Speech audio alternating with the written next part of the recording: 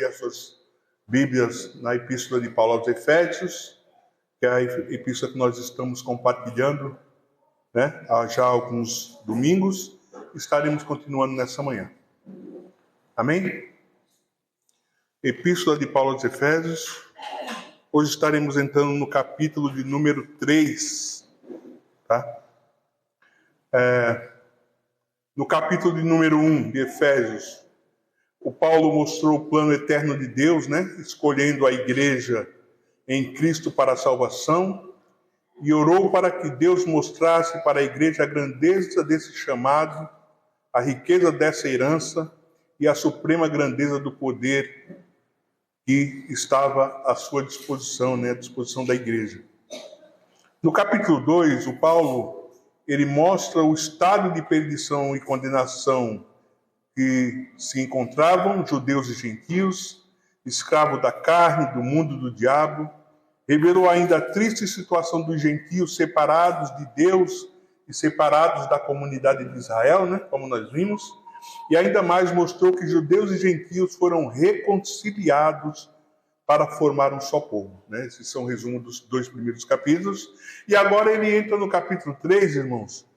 Ele vai falar sobre o mistério de Deus na história. Por causa desse mistério, ele está preso. Lloyd Jones, né, irmão, ele diz que realmente o que realmente pôs Paulo na prisão foi pregar, né? E ele pregava que a parte do evangelho que Jesus Cristo era tanto para judeus como para gentios. Foi isso mais do que qualquer outra coisa que enfureceu os judeus, e foi esse estilo de mensagem que culminou com sua prisão em Jerusalém, né? Então, o que provocou a ira dos judeus, né, foi exatamente Paulo pregar que o evangelho era tanto para judeus como para gentios. O povo judeu, irmão, se nós formos olhar dentro das escrituras, era um povo meio ensoberbecido, né? O Paulo vai dizer isso em Romanos, né, que eles se consideravam, porque Deus era o Deus deles, né? Os outros povos não tinham Deus. Aí, de repente, chega o apóstolo Paulo pregando o evangelho, né, que esse Deus é Deus de judeus, mas também é Deus de gentios através de Cristo Jesus. E isso causa fúria no povo judeu, né? Os judeus se enfurecem com isso, né? E nós vemos como Paulo foi perseguido pelo seu próprio povo por causa dessa pregação, né? Uma pregação ali que o evangelho englobava judeus e gentios. E aí o pior de tudo, ainda para piorar, irmãos, o Paulo pregava um evangelho onde as obras da lei não eram necessárias para que esse evangelho surtisse efeito na vida dos gentios, né? E isso provoca uma ira nos judeus. Eles passam a perseguir Paulo e o final dele é o quê? É sendo preso, né? Ele vai para a prisão em Jerusalém, subsequentemente ele vai para Roma, né? E dali da prisão em Roma ele não sai mais, como nós sabemos, né? Então é isso que nós vamos estar vendo no texto de hoje. Amém, irmãos? Vamos orar ao Senhor e logo depois estaremos entrando no texto bíblico. Hoje nós estaremos vendo Efésios, né, do capítulo 3, do verso de número 1 ao verso de número 13, tá bom? Se Deus assim, o Senhor assim nos permitir, né? Deus soberano, Deus santo, em nome de Cristo Jesus, nós vamos mais uma vez à tua presença em oração nessa manhã, exaltando e glorificando o teu santo nome, agradecendo ao Senhor por tudo que já tivemos a oportunidade de participar na manhã de hoje. Senhor, que café maravilhoso, que comunhão, que conversa, Senhor, que edificante para nossas vidas, que ensino mais edificante também, Senhor, que nos traz entendimento e compreensão, Senhor, daquilo que o Senhor quer para a sua igreja. Nós louvamos o teu santo nome nessa manhã, te pedimos em nome de Jesus, que nos conduza, Senhor, na ministração dessa palavra, e que seja o teu Espírito Santo que aplique ela ao coração da tua igreja, porque de mim mesmo, Senhor, eu sou apenas aquele que é o instrumento para levar, mas quem aplica, quem dá, Senhor, unção a essa palavra é o Senhor. Se não for o Senhor, nós nada poderemos fazer. Nos regozijamos em Ti nessa manhã, em nome de Jesus. Em nome de Jesus, te agradecemos. Amém. Amém? Vamos fazer a leitura do texto bíblico, irmãos? Juntos, depois acompanhe comigo. E logo depois nós estaremos entrando na exposição do texto, amém? Vai dizer assim em Efésios capítulo 3, verso 1. Por essa razão, eu, Paulo, o prisioneiro de Jesus Cristo, por amor de vocês gentios, se é que vocês ouviram falar a respeito da dispensação da graça de Deus, a mim confiada em favor de vocês. Pois segundo uma revelação, me foi dada a conhecer o mistério conforme escrevi há pouco resumidamente.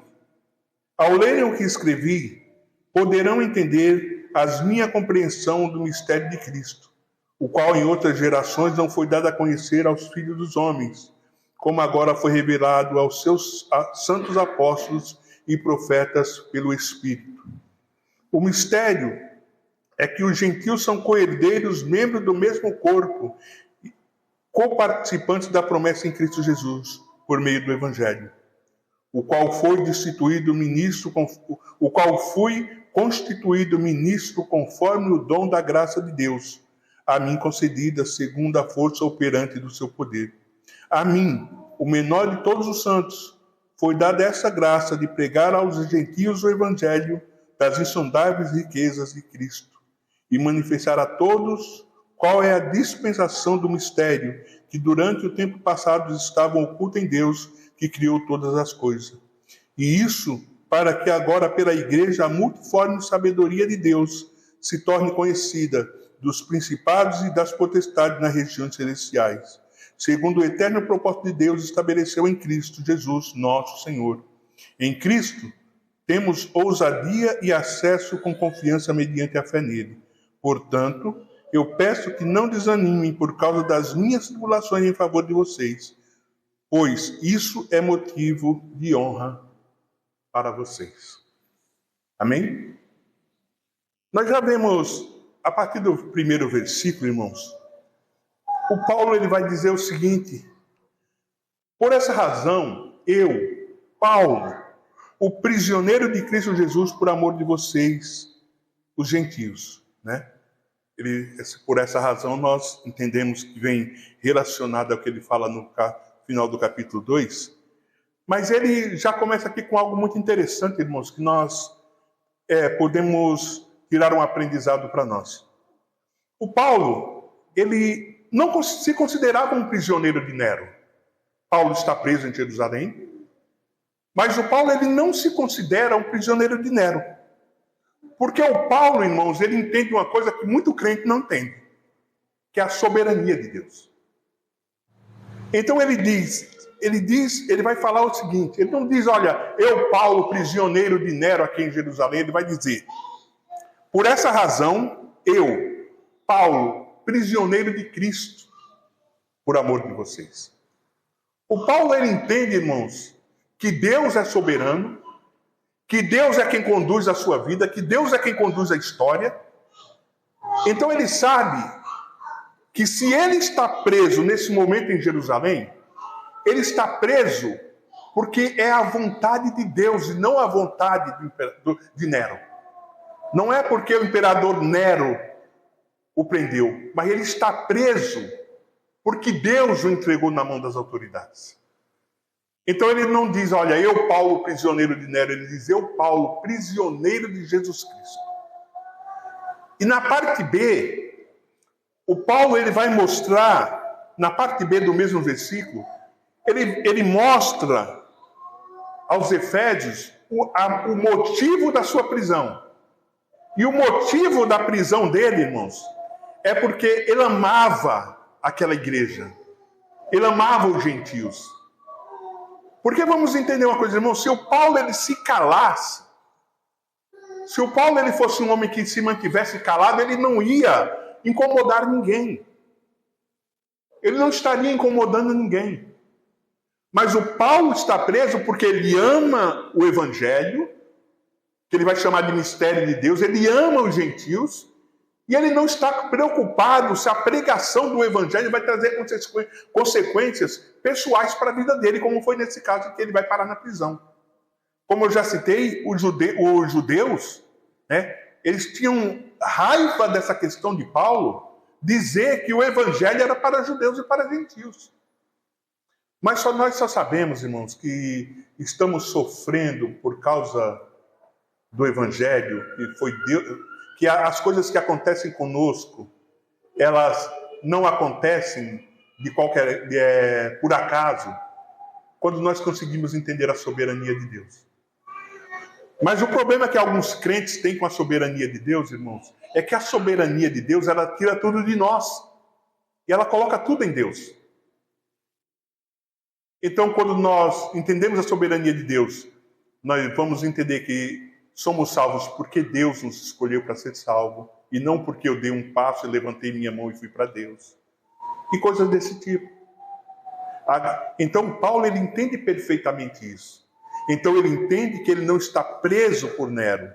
Ele está preso por causa de Cristo. Eu, Paulo, prisioneiro de Cristo. Ele não é prisioneiro de Nero.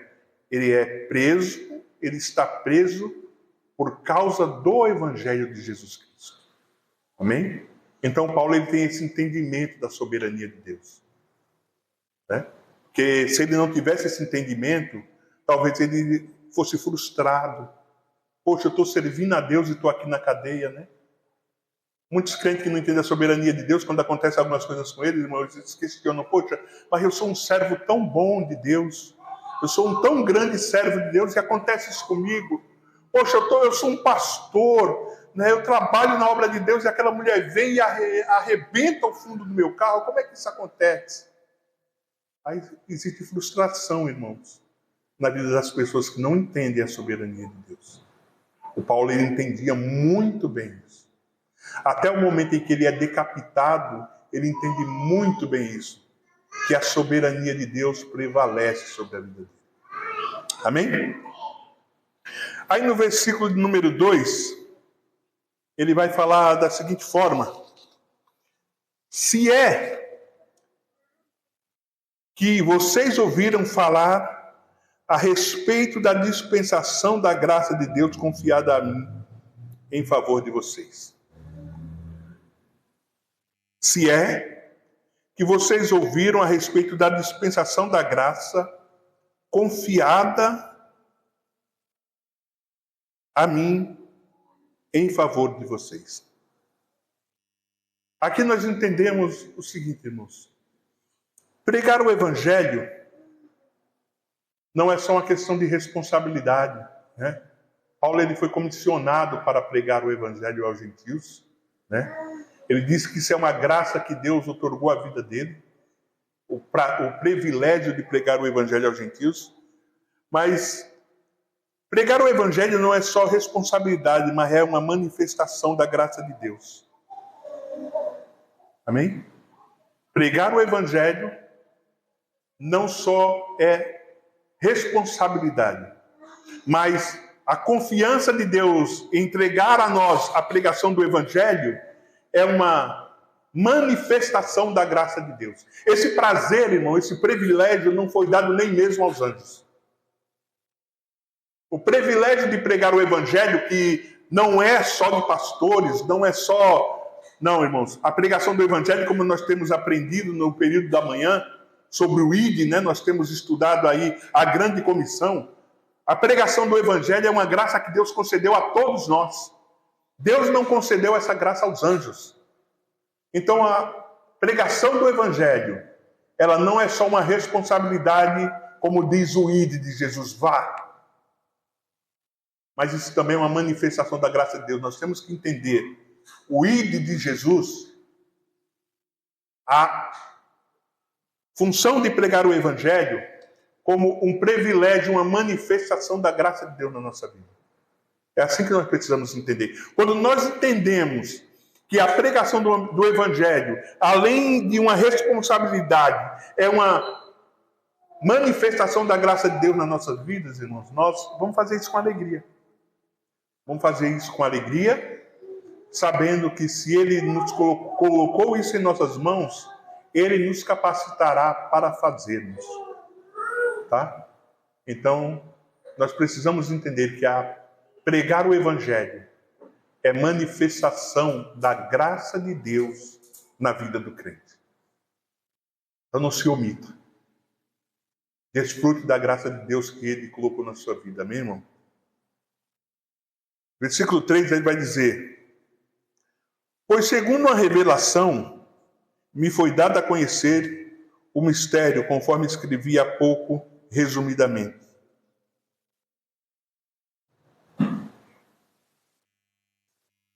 Versículo 4. Ao lerem o que escrevi, poderão entender a minha compreensão do mistério de Cristo. Então ele diz aqui, versículo 3. O mistério de Deus, primeiramente, é algo que ninguém conhecia, porque ele chama de mistério de Deus. Foi dado a Paulo por meio de uma revelação, né? Ele diz, como já vos escrevi. Vemos que no capítulo 1 e 2, o Paulo já tem falado como Deus salvou os pecadores, né? Esse era o mistério, como Deus salva pecadores. Paulo já vem falando do capítulo 1, número 2. E no versículo 4, ele diz o seguinte: ao lerem o que escrevi, poderão entender a minha compreensão do mistério de Cristo. Quando essa epístola, irmão, ela fosse lida nas igrejas da região de Éfeso, às quais a carta foi endereçada, aqueles leitores e ouvintes, eles seriam capazes de perceber a percepção de Paulo desse mistério de Cristo, ou seja, o mistério do qual Cristo é tanto a fonte como a substância.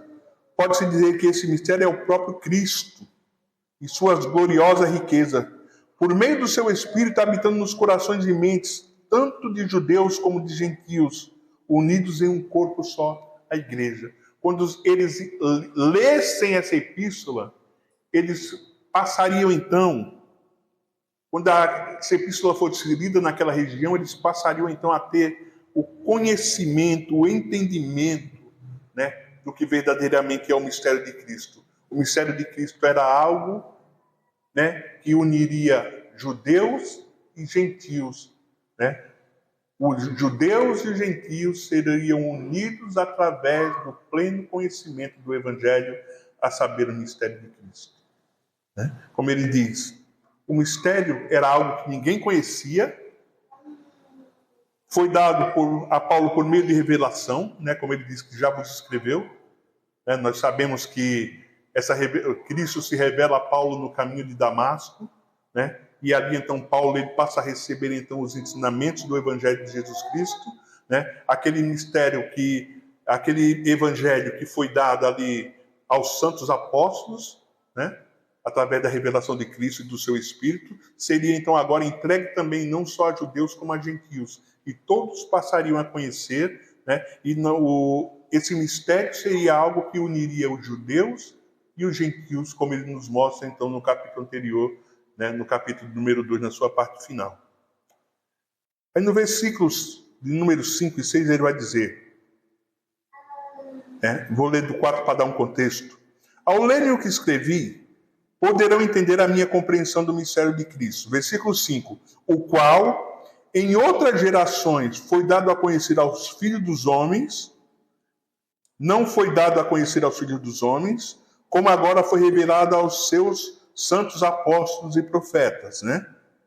Em outras gerações, o Evangelho não foi dado a conhecer aos filhos dos homens, como agora foi revelado a quem? Aos santos apóstolos e aos profetas. Por quem? Pelo Espírito Santo, né? Aquele povo do passado não conhecia o Evangelho, porque o Evangelho ainda era um mistério, né? Como nós dizemos, todas as coisas eram sombras daquilo que ainda iriam acontecer. Tá? Mas agora ele diz o quê? Que agora foi dado a conhecer aos filhos dos homens, não foi dado a conhecer aos filhos dos homens, como agora foi revelado aos seus santos apóstolos e profetas, pelo Espírito. O mistério é que os gentios são... Qual era o mistério? Qual é o mistério? O mistério é esse. Que os gentios são co-herdeiros, membros do corpo e co-participantes da promessa em Cristo Jesus por meio do Evangelho. Esse é o mistério. Tá? Antigamente, o que o povo judeu pensava? Que a salvação era só deles. A salvação é dos judeus. Não é isso que Paulo fala em Romanos? Era isso que antes eles pensavam. Mas agora o Paulo vem agora aqui e desvenda esse mistério. O mistério é que, ele vai falar agora qual é o mistério. O mistério é que os gentios são co-herdeiros, membros do mesmo corpo. Por meio de quê? Por meio do Evangelho. Aí ele vai dizer no 7, do qual fui constituído ministro conforme o dom da graça de Deus, a mim concedida segundo a força operante por seu poder. O Paulo aqui, né, ele vem falando de um mistério e agora aqui ele desvenda o mistério. Qual é o mistério? O mistério é que aquilo que os judeus pensavam que a salvação era só deles, que eles eram um povo exclusivo, agora acabou. E acabou por quê? Porque agora judeus, os gentios também são co-herdeiros da promessa. A promessa que era só deles agora não é mais. Em Cristo Jesus agora, os gentios, ou seja, quem é gentio? Todo que não faz parte do povo de Israel. Ou seja, agora os gentios também são co-herdeiros. A promessa agora também diz a respeito deles. Eles são participantes, membros do mesmo corpo e co-participantes da promessa. São membros do mesmo corpo e agora são participantes também da promessa. A promessa que era só deles, agora não é mais. A promessa agora também diz respeito aos gentios. Por meio de quê? Por meio do Evangelho de Jesus Cristo. Do qual fui constituído ministro conforme o dom da graça a mim concedida segundo a força que opera no seu poder. Queria fazer uma aplicação aqui nesse ponto, irmãos.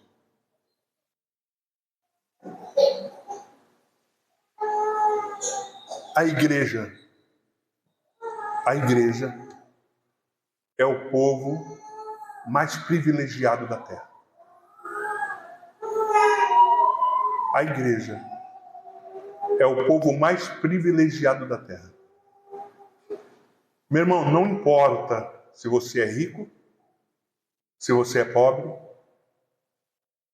se você tem 5 casas ou se você mora de aluguel, se o seu carro é um carro que vale 200 mil ou 300, ou um carro que vale 10 ou 15. O que importa, irmãos, é que você faz parte do povo mais privilegiado da terra. A Bíblia diz que você é co-herdeiro de Deus em Cristo Jesus. Você é co-herdeiro de Deus em Cristo Jesus. As promessas dizem respeito à igreja. E se você é a igreja, as promessas dizem respeito a você. Amém? O privilégio que só o judeu de nascimento tinha, herdeiro da promessa. Agora, esse privilégio, ele se estende a você que faz parte da igreja. Talvez você não tenha a dimensão disso, irmão. Talvez você não tenha a dimensão do privilégio de fazer parte do povo eleito. Tem gente que não tem, irmãos. Talvez não tenha e talvez ainda não tenha descoberto isso. Talvez venha amadurecer ainda na fé para ter a noção do privilégio que é fazer parte da família de Deus. Então nós já temos 2 aplicações dentro desse texto. A primeira delas, pregar o Evangelho não é só uma responsabilidade, é uma manifestação da graça de Deus na vida da igreja. Segundo lugar, irmãos, a igreja é o povo mais privilegiado da terra.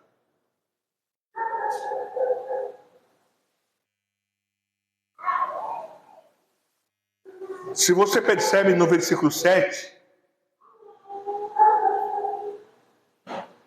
Paulo não usa mais a palavra mistério.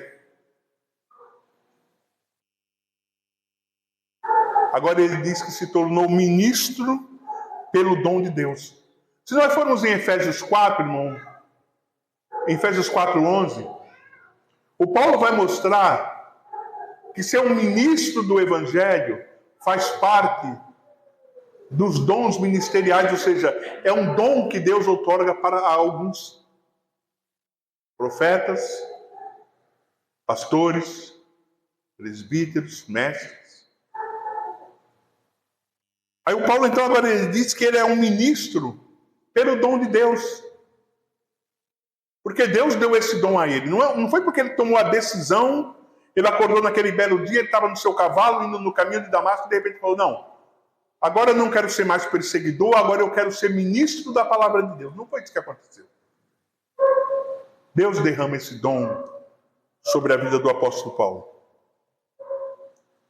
O dom de Deus, irmãos, mais uma coisa que nós precisamos entender. O dom de Deus, ele vem aliado, tá, ao seu poder. O dom de Deus é algo que está aliado ao próprio poder de Deus. Porque você imagina alguém pregando o Evangelho sem ser pela graça de Deus, sem ser pela presença do Espírito Santo. Irmãos, para pregar o Evangelho, nós precisamos ter a presença do Espírito Santo. O que é o Espírito Santo? É o poder de Deus em nossas vidas. Como se manifesta o poder de Deus na nossa vida? A presença do Espírito Santo, que nos conduz. Então a pregação do Evangelho, ela precisa vir acompanhada do poder de Deus. Ela precisa vir acompanhada da presença do Espírito Santo. Senão ela é apenas um discurso. E discursar, qualquer um pode discursar, irmãos. Qualquer pessoa pode discursar. Mas a palavra de Deus, ela nos mostra que a pregação do Evangelho, ela é acompanhada do poder de Deus, ela é acompanhada da presença do Espírito Santo. É a presença do Espírito Santo é o Espírito Santo que aplica a palavra aos nossos corações. É o Espírito Santo que aplica a palavra ao coração da igreja. Porque senão, sem a presença do Espírito, sem o poder de Deus, ela seria apenas um discurso humano. O Espírito Santo, ele torna eficaz a pregação do Evangelho. Amém? Então, irmãos, você quer ter êxito na tua evangelização? Você quer ter êxito naquilo que você fala do Evangelho para as pessoas? Deixe que o Espírito Santo de Deus, irmãos, fale através de você. Não seja uma pessoa que faz apenas discursos retóricos, mas seja um cristão, como o apóstolo Paulo fala, onde habita a presença do Espírito Santo e que Deus manifesta o seu poder na sua pregação, não em movimentos, irmãos, mas na palavra que você pregará com toda humildade, com todo amor, com toda santidade às pessoas. Será o Espírito Santo de Deus que aplicará a palavra ao coração dessa pessoa a qual você vai falar. Amém? Versículo 8, ele vai dizer: a mim, o menor de todos os santos, foi dada a graça de pregar aos gentios o evangelho das insondáveis riquezas de Cristo. O Paulo, uma coisa que ele sempre traz consigo, né, irmãos? É essa questão de se colocar como o menor dos apóstolos, né? O Paulo carregava isso, essa questão de menor dos apóstolos não está relacionada a menos conhecimento de Cristo, não está relacionado a isso. Quando Paulo ele se coloca sempre como o menor dos apóstolos, é aquela questão, né, irmão, de ser alguém que era um perseguidor da igreja de Cristo.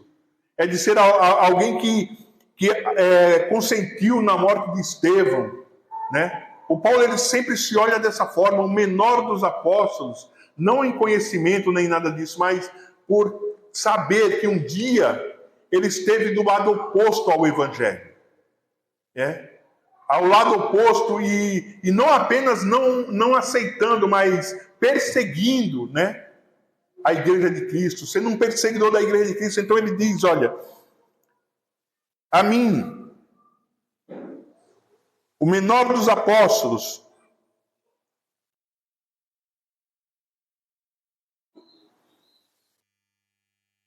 foi dada essa graça de pregar aos gentios, né? Foi dada essa graça, o privilégio de pregar aos gentios. Você vê o que Paulo considera o evangelho, irmãos?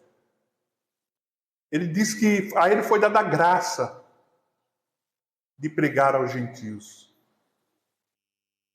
Para ele mostra mais uma vez aqui que o fato de ter sido escolhido para pregar o evangelho aos gentios é uma dádiva de Deus na vida dele, um privilégio. É uma manifestação da graça de Deus na vida dele, né? Foi dada essa graça de pregar aos gentios o evangelho das insondáveis riquezas de Cristo. Aí nós podemos ver quais são as insondáveis riquezas de Cristo.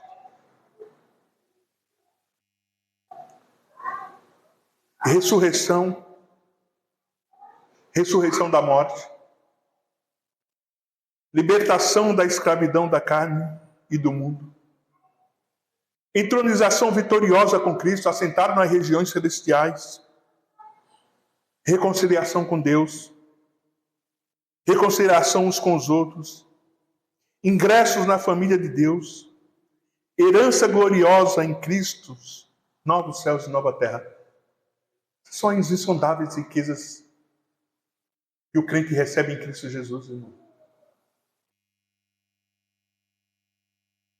Estávamos mortos em delitos e pecados. Recebemos a ressurreição dessa morte. Libertação da escravidão da carne, do mundo e do diabo. Também recebemos isso. Estamos entronizados nas regiões celestiais com Cristo Jesus. Fomos reconciliados com Deus, irmão. Fomos reconciliados com Deus. Éramos inimigos. Agora não somos mais. Fomos reconciliados. Cristo nos reconciliou com Deus através da sua morte. Fomos reconciliados uns com os outros. Eram inimigos. Estávamos longe da comunidade de Israel. Agora somos um só povo juntamente com eles. Fomos adotados. Ingressamos na família de Deus. Somos filhos de Deus por adoção.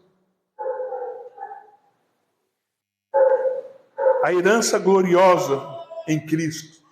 Receberemos, desfrutaremos de novos céus e nova terra. Essas são as riquezas do crente, irmão. Essas são as nossas riquezas. Você está vendo todas essas coisas? Esses 7 pontos que eu falei para você? Isso aqui ninguém pode tomar de você, irmão. Isso aqui a ferrugem não rói. A ferrugem não corrói. Isso aqui o ladrão não rouba. Porque todas essas coisas estão escondidas em Cristo Jesus, nosso Senhor. Não estamos mais mortos, estamos vivos. Não somos escravos, somos livres. Não estamos mais sobre a escravidão do pecado. E quando nós falamos de riquezas, irmão, na forma humana, a única coisa que as pessoas conseguem imaginar são coisas que elas veem, né? São coisas que elas podem tocar, são coisas que elas podem desfrutar. Essas são as riquezas da igreja em Cristo Jesus. Como Paulo falou, que nós desfrutamos das insondáveis riquezas de Cristo. No versículo 9 ele vai dizer: e manifestar a todos qual é a dispensação do mistério que durante tempos passados esteve oculto em Deus, que criou todas as coisas. No entanto, proclamar aos gentios as insondáveis riquezas da glória de Cristo era apenas parte do trabalho do apóstolo. Sua missão era bem maior. Consistia em levar o evangelho a todos os povos, ou seja, levar a luz do evangelho aonde havia trevas. Não era só proclamar a riqueza de Cristo, mas avançar, levando o conhecimento do evangelho a todos os povos. Levar conhecimento do evangelho, irmão, a uma pessoa que não conhece, é verdadeiramente levar luz aonde só existe trevas.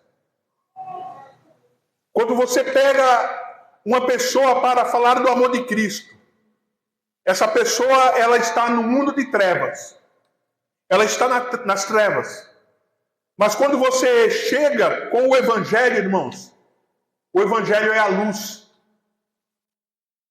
O evangelho é aquilo que traz o conhecimento daquela pessoa, o entendimento de que ela é um pecador, de que ela está morta em delitos e pecados, e ela precisa de Jesus Cristo para sair dessa condição. Esse é o efeito do evangelho. Levar o evangelho é levar luz a uma pessoa que está nas trevas. Sabe aquela pessoa que está numa caverna onde só existe escuridão? Chegar com o evangelho para aquela pessoa é como você chegar. Aquela pessoa está numa caverna totalmente escura, né? Não consegue andar, porque se ela andar, ela bate nas coisas que estão à sua frente, porque ela não enxerga. De repente você chega ali com o evangelho. Você chega com a luz para clarear aquele ambiente. E aquela pessoa, então, ela passa a enxergar. Esse é o efeito do evangelho. Luz para quem está nas trevas. Amém? Essa era a função do Paulo. A função do Paulo, irmãos, não era apenas falar das coisas boas, né? Não era apenas falar das insondáveis riquezas em Cristo.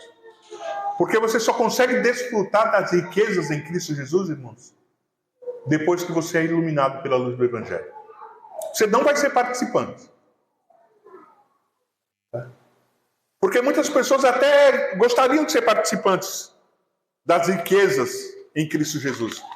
Mas para ser participante das riquezas em Cristo Jesus, irmãos, você tem que sair do reino das trevas.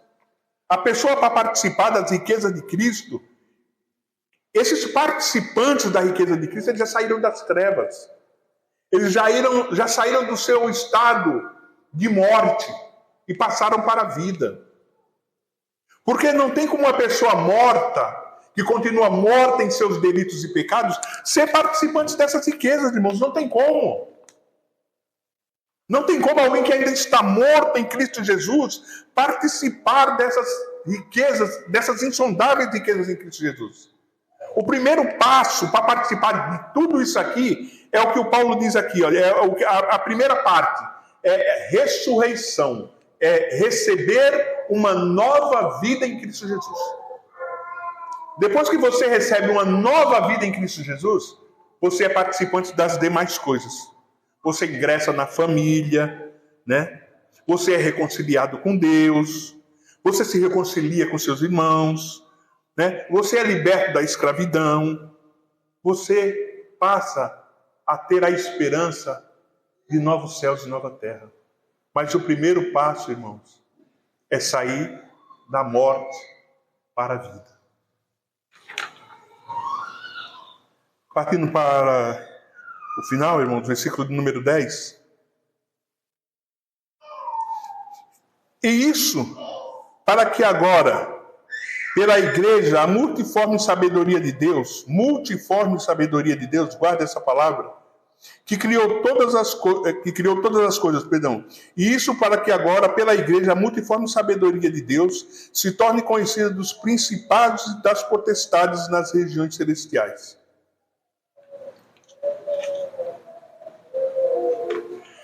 O Calvino, irmãos, ele comenta que para algumas pessoas parece absurdo, né? Que se trate de se fazer graça, de se fazer a graça redentora de Deus para com a igreja seja dada a conhecer aos anjos. Mas essa multiforme graça de Deus em favor da igreja jamais foi conhecida aos anjos. Essa multiforme graça de Deus em favor da igreja não foi dada a conhecer a ninguém, nem mesmo aos anjos. Mas hoje essa multiforme graça de Deus, ela foi dada a conhecer a igreja. Porque a igreja precisava, o homem precisava dessa multiforme graça de Deus em nosso favor. Porque se não fosse essa multiforme graça de Deus que ele deu em favor da igreja, em favor de pecadores, Cristo Jesus, morto na cruz do Calvário para nos redimir dos nossos pecados, nosso estado continuaria sendo o mesmo. Então, a quem Deus deu a se revelar essa multiforme graça de Deus aos homens? Foi a nós, pecadores, que ele deu o privilégio de participar da sua multiforme graça. Muitas formas de graça. Irmãos, mediante um texto desse, eu não acredito que nós não consigamos olhar para nós mesmos e ver o quão pecadores nós éramos e o tamanho da graça que Deus manifestou em nossas vidas. Não consigo imaginar, irmãos, que algum de nós aqui não consiga entender o tamanho da graça que Deus manifestou em nosso favor. Se não conseguimos entender, irmãos, nós precisamos nos debruçar nas Escrituras, precisamos dobrar nosso joelho, colocar a nossa cara no pó e pedir para Deus para que Ele abra o nosso entendimento. Se nós não conseguimos entender, através de um texto como esse, o tamanho do que Deus fez na nossa vida, é porque alguma coisa em nós ainda diz o seguinte: eu merecia, foi por isso que Deus fez isso por mim. Se nós não conseguimos entender, irmãos, é porque ainda existe uma ponta de orgulho em nós, que talvez nos olhe a olhar para nós mesmos e falar: não, Deus só fez isso porque eu sou uma pessoa moral. Deus só fez isso por mim porque eu sou uma pessoa que anda corretamente. Nós precisamos olhar para um texto como esse aqui, irmãos, e cair prostrados diante de Deus, agradecendo a Ele pela sua graça ter nos alcançado. Nós precisamos cair de joelhos dobrados, irmãos, agradecendo a Deus o privilégio de fazermos parte da sua igreja. Nós precisamos ir prostrados diante de Deus, agradecendo a Ele por Jesus Cristo, nosso Senhor, que morreu na cruz por nós quando nós ainda éramos pecadores. Amém? O versículo 11, irmãos, vai dizer o seguinte. Vou ler o 10 para dar um contexto. Isso para que agora, pela igreja, a multiforme sabedoria de Deus se torne conhecida dos principados e potestades nas regiões celestiais. Ou seja, se eles não conheciam a multiforme graça de Deus manifestada pela igreja, agora eles conhecem. Segundo o eterno propósito que Deus estabeleceu em Cristo Jesus, nosso Senhor. Mais uma coisa que nós entendemos aqui. Esse plano eterno realizado em Cristo Jesus, ele faz parte dos decretos de Deus. Ele iria acontecer de qualquer forma, irmãos.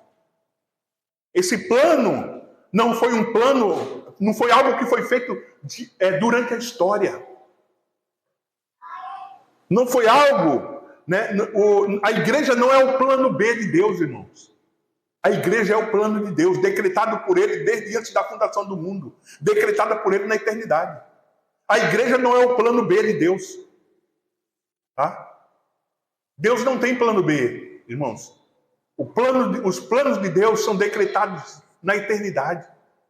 Deus não conduz a história conforme a história vai se desenvolvendo. Tá? Então, a igreja, ela faz parte dos decretos de Deus. Só que Deus revelou no momento em que Ele quis revelar. Por isso o Evangelho é chamado de mistério. Porque Deus só revelou no tempo oportuno. Mas não que Ele planejou isso durante a história. A igreja já foi decretada desde antes da fundação do mundo. Como os eleitos foram escolhidos em Cristo antes da fundação do mundo. Nada no decorrer da história. O versículo 12 vai dizer: em Cristo temos a ousadia, acesso a Deus com confiança mediante a fé nele. Ou seja, por intermédio de Cristo, que executou o plano eterno de Deus, temos acesso a essa fé pela graça. A graça, né? Por intermédio de Cristo, que executou o plano eterno de Deus, então nós temos acesso pela fé em Cristo Jesus. Aquele plano eterno que Deus executou por intermédio de Cristo Jesus, então agora temos acesso a Deus pela fé. O plano foi executado em Cristo. E agora nós, que éramos inimigos, como eu li agora há pouco, mas agora reconciliados, temos acesso a Deus pela fé. Aí ele vai dizer no versículo número 13, para nós finalizarmos: portanto eu peço,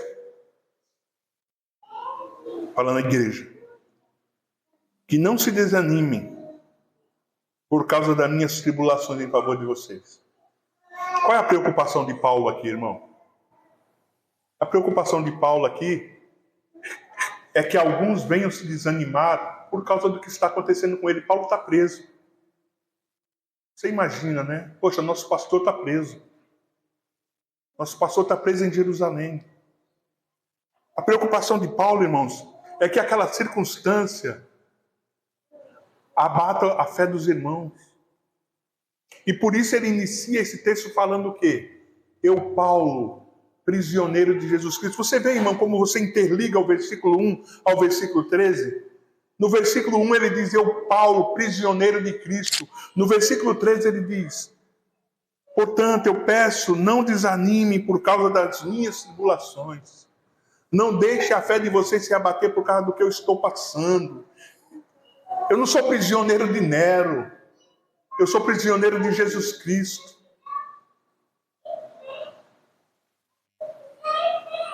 Eu estou aqui. Nero me prendeu. Mas ele me prendeu porque o nosso Deus permitiu que isso acontecesse. Sabe, irmãos? Quantas pessoas desanimam na sua fé simplesmente por causa de circunstâncias. Se não dá certo, não está dando certo, eu desanimo na minha fé. Se não aconteceu o que eu queria, eu desanimo na minha fé.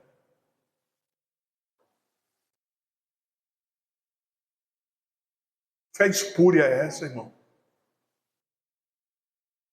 Que fé espúria é essa que, se não acontece como você queria, você se desanima?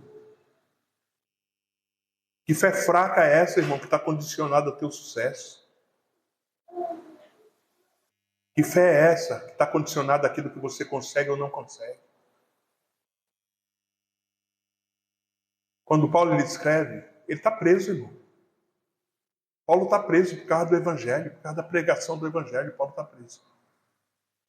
Só que ele diz o seguinte: eu, Paulo, o prisioneiro de Jesus Cristo. E a preocupação dele, irmão, no final, é que aqueles irmãos não se desanimem por causa do que está acontecendo com ele. Ele fala isso, irmão, sabe por quê? Porque ele sabe que o Deus dele, que o Cristo que o chamou, está no controle de todas as coisas e é soberano. Sabe por que muitas vezes as pessoas desanimam, irmãos? Porque não acreditam que um Deus soberano permita. Ele se acha tão bom muitas vezes que ele diz assim: como é que Deus pode me deixar sofrer?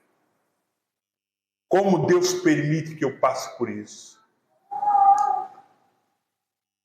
Sabe por quê, irmãos? Porque nós, a igreja brasileira, ela foi acostumada a olhar o evangelho da seguinte forma: Deus é na minha vida quando eu tenho sucesso.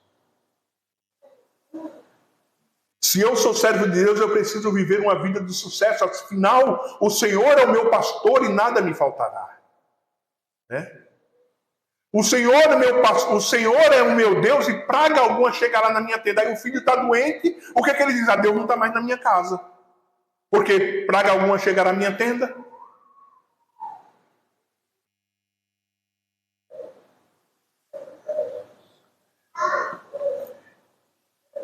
Portanto, eu peço que não se desanime por causa das minhas tribulações em favor de vocês, mas que isso seja motivo de honra. Mas que isso seja motivo de honra para vocês. Essa fala vai totalmente ao contrário, né, irmãos? Muitas vezes daquilo que nós queremos ouvir. Para finalizar a última aplicação, fazer parte do plano eterno de Deus, irmãos, é ter os olhos abertos, e ter os olhos abertos, conhecer o mistério, ser participante das suas riquezas, deve nos levar a uma vida prostrados diante dele, em devoção e gratidão por todos os dias da nossa vida. Só o fato de nós sermos conhecedores do Evangelho deve nos levar a viver uma vida prostrados diante dele, em devoção, devotar, né? Eu entrego minha vida a ele, viver uma vida de entrega a Deus e de gratidão até o último dia das nossas vidas. Que o Senhor nos ajude, irmãos. Que o Senhor nos ajude a entendermos que sermos participantes da glória, das riquezas de Cristo.